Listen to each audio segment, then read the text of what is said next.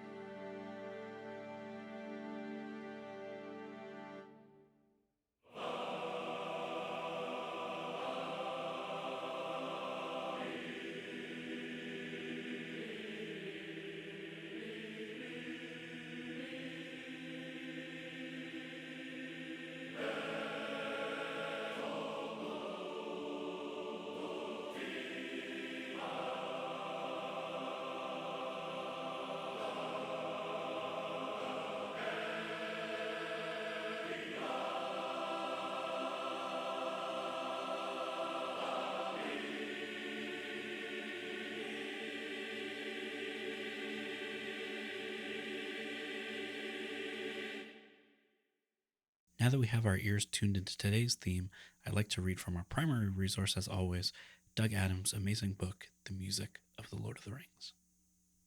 Even Gandalf the White cannot predict the ring's fate. Throughout the story, his visions of the Hobbit's quests are clouded in doubt, though he is allowed one bright moment in the Two Towers when speaking with Aragorn. After listing the seemingly boundless deficits of the age, he declares, "But for all their cunning, we have one advantage. The ring remains hidden." As Gandalf the White enjoys this fleeting moment of optimism, the orchestra's strings stir a warm D major harmony, gently introducing the first strains of the Fate of the Ring theme. The line begins with a strong melodic profile, but evades a concluding phrase, for the ring's fate is not yet decided. In these tones are embodied the hopes of Middle-earth. The destruction of the One Ring ushers in a new age of Middle-earth, the Fourth Age, the Age of Men. Although it is a dawning age of peace and understanding among the races, the great cultures of Middle-earth have been deeply marked by the ravages of war.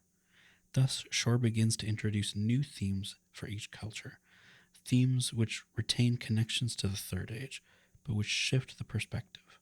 Melodies are stretched into ebbing horizontal shapes, more mature and less innocent. Shore's tenuous flowing D major line from the Two Towers, which dissolved as suddenly as it appeared, reappears in an epic treatment for chorus and orchestra as Barad-dûr crumbles into nothingness.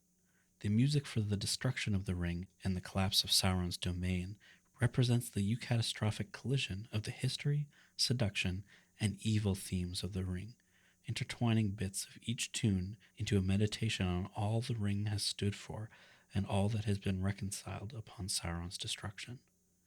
The three ring themes have charted the One Ring's existence throughout the ages. The rising half-step, formerly characteristic of the history and evil themes, now rises higher and higher in stepwise choral writing, formerly of the seduction theme. And although the destruction of the ring has its strongest ties to the three pre-existing ring themes, it also forms a major moded doppelganger of evil times. The ring's fall and Sauron's withering complete the journey, vindicating the hero's plight and all the suffering they have endured. Now, today we're just going to head right into Adams's In Theory segment so we can hear some of the elements being discussed.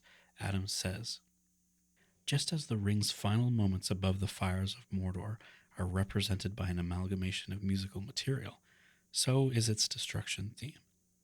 Here, pitch material and phrase shapes from history, Evil of the Ring, and Evil Times combine with seduction's choral palette to create a powerful antithetical figure that, in one stroke, releases the suffering and horror bound up in the ring.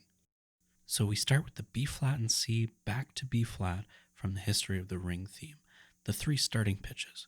We also use elements of the Evil Times theme and its phrase shape.